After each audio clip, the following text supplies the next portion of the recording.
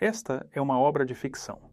Os diálogos são reconstituídos com base em escritos, discursos e registros históricos documentados.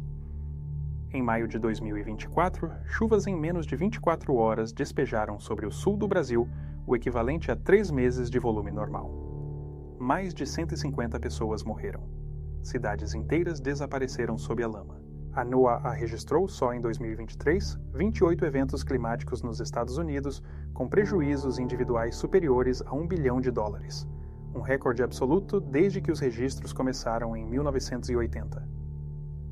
Em 2024, o planeta quebrou esse recorde, mas a pergunta que ninguém está fazendo com a seriedade que merece é esta: por que agora? A resposta começa com a forma de um objeto que você nunca parou de olhar. Aqui, neste ponto sem coordenada no mapa do tempo, uma câmara onde 3 linhas temporais se dobram sobre si mesmas sem colapsar, 3 homens se encontram. Um deles calculou a esfericidade da Terra 2.500 anos antes de existir uma fotografia dela. Outro descreveu o ciclo da água com tanta precisão que seus textos foram usados como referência em meteorologia até o século XVII. E o terceiro acaba de chegar. Ele ainda tem terra do Brasil nos sapatos. O elemento que une os 3 não é a tragédia. É uma equação que nunca fechou direito e que só agora está mostrando quanto custou ignorá-la.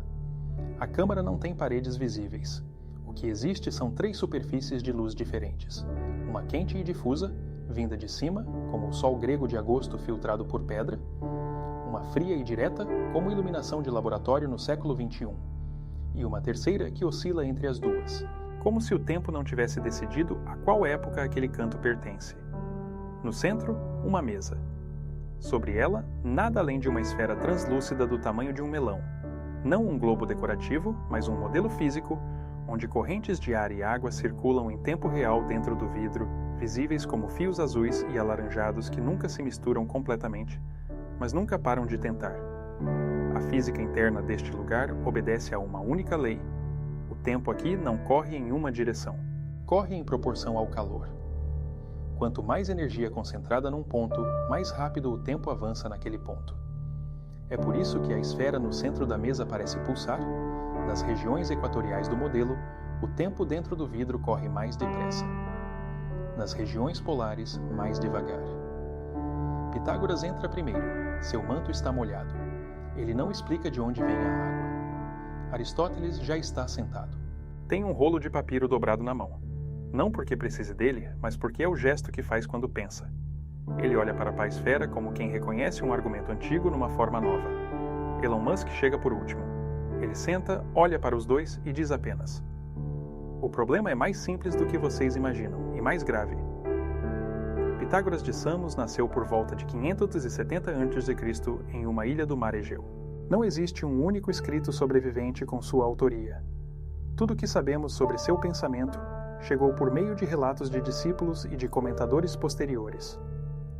Mas entre as afirmações consistentemente atribuídas a ele está esta: a Terra é esférica, não por observação direta, por convicção matemática. Para os pitagóricos, a esfera era a forma perfeita, e um cosmos governado por proporções não poderia ter em seu centro uma forma imperfeita. Mais do que isso, Pitágoras propôs que o universo inteiro era regido por razões numéricas, que os corpos celestes, ao se moverem, produziam uma harmonia, inaudível para os humanos, mas real, que a ordem não era decorativa, era estrutural. Remova a proporção e o sistema colapsa. Aristóteles, que viveu entre 384 e 322 a.C., e 200 anos depois de Pitágoras, foi mais longe e mais empírico. Ele escreveu Meteorológica por volta de 340 a.C., o tratado mais antigo e sistemático sobre fenômenos atmosféricos que existe.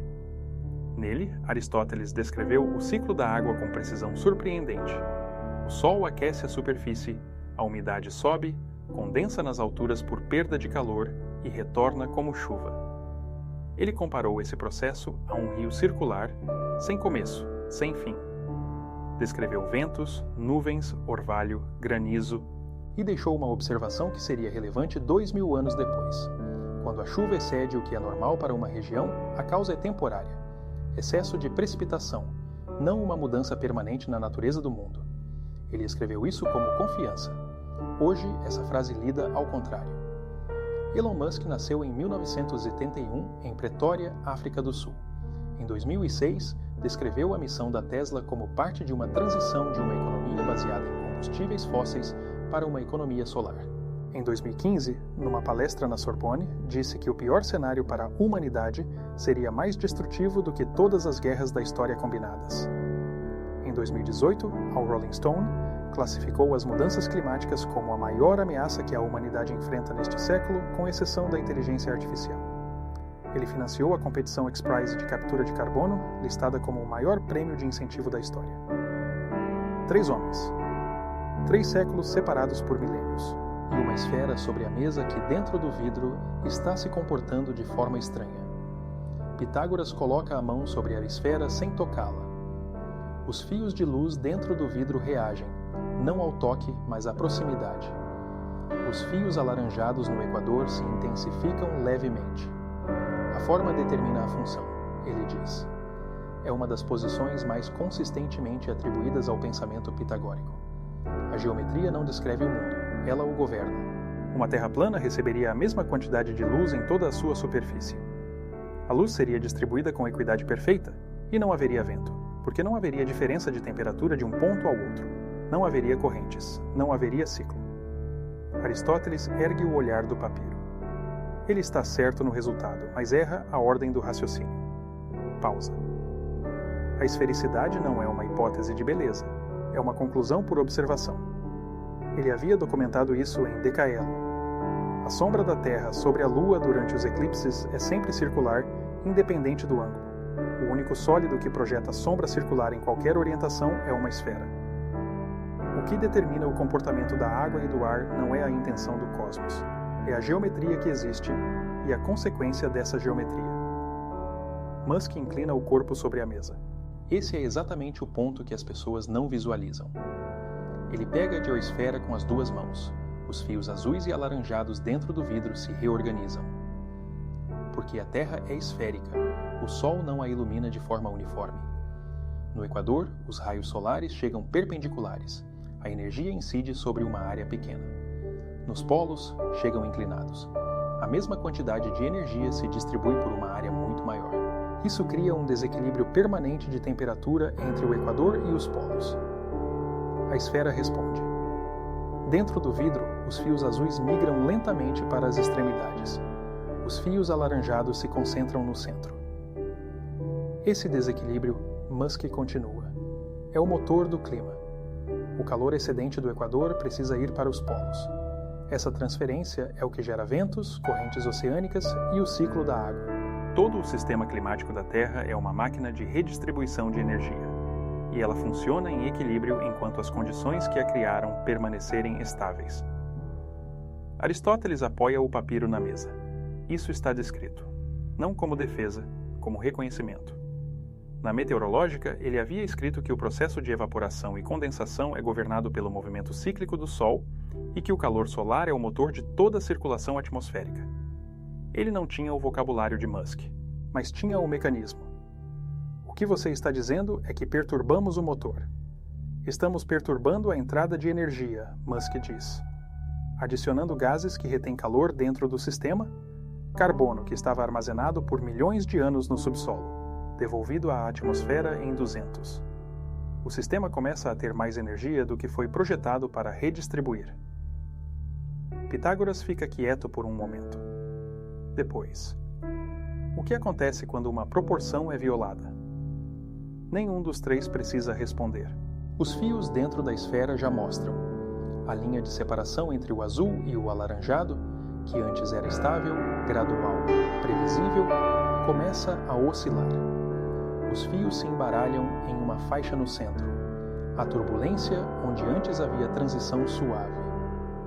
Se você chegou até aqui, está vendo que a maioria das pessoas nunca parou para conectar. Se isso faz sentido para você, inscreve no canal. Esse tipo de encontro impossível acontece toda semana aqui no Nexo Temporal. Aristóteles se levanta e caminha em volta da mesa. É o gesto que faz quando vai de observação para conclusão. Na meteorológica, eu escrevi que quando as chuvas excedem o normal, a causa é temporária. que o ciclo sempre se reequilibra. Pausa. Eu estava descrevendo um sistema estável. Não estava descrevendo um sistema sob adição constante de energia. Exatamente, Musk diz. O ciclo da água que você descreveu existe, mas há um componente físico que muda o seu comportamento quando a temperatura média sobe. Para cada grau Celsius de aquecimento, a atmosfera retém aproximadamente 7% mais vapor d'água. Isso está no registro físico. É a relação de Clausius-Clapeyron, derivada da termodinâmica do século XIX. Ele coloca a esfera de volta sobre a mesa. Mais vapor d'água na atmosfera não significa chuva constante. Significa que quando a chuva ocorre, ela ocorre com mais intensidade. O ciclo que você descreveu, Aristóteles, continua funcionando, mas os valores dentro do ciclo aumentaram. O rio circular, Aristóteles diz lentamente, corre mais rápido. E com mais volume, Musk confirma. Os dados de 2024 mostram que o planeta viveu o segundo ano mais quente consecutivo da história registrada. A NOAA documentou que eventos de precipitação extrema estão aumentando em frequência e intensidade em linha com os modelos climáticos. O sul do Brasil, em maio de 2024, recebeu em horas o que deveria receber em meses. E estudos de atribuição climática apontaram que mudanças no clima amplificaram aquele evento específico. Pitágoras olha para a esfera. Os fios continuam turbulentos. A harmonia não foi destruída, ele diz. Ela foi desafinada. O sistema ainda obedece às mesmas leis, mas as leis estão operando com parâmetros que não são os originais. É a formulação mais precisa que qualquer um dos três fez até agora.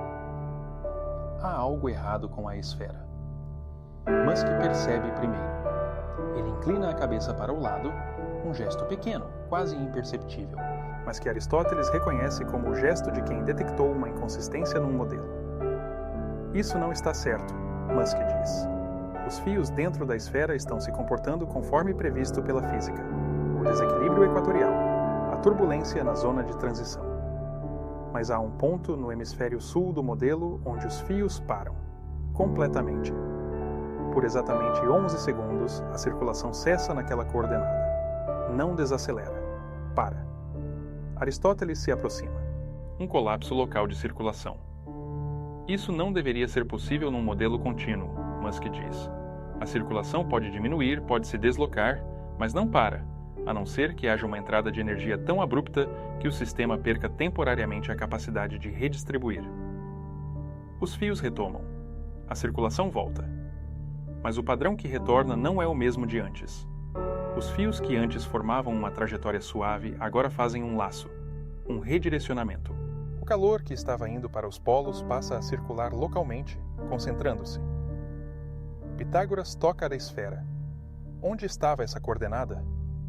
Musk olha para o ponto. Não precisa calcular. Sul do Brasil, maio de 2024. Há um silêncio na Câmara. O tipo de silêncio que ocorre não quando ninguém tem o que dizer, mas quando todos estão verificando se o que viram foi real. O elemento ficcional deste encontro não é que os três estão juntos.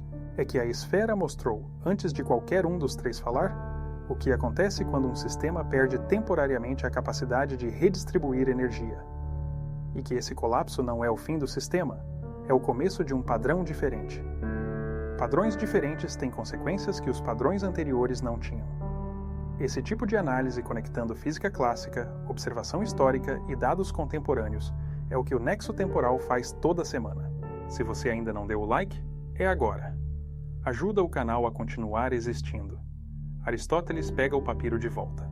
Não para ler, para dobrar. O gesto que faz quando uma questão foi resolvida e outra está prestes a começar.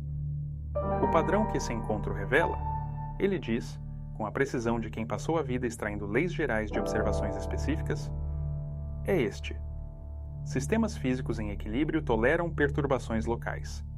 O que não toleram são perturbações globais e contínuas.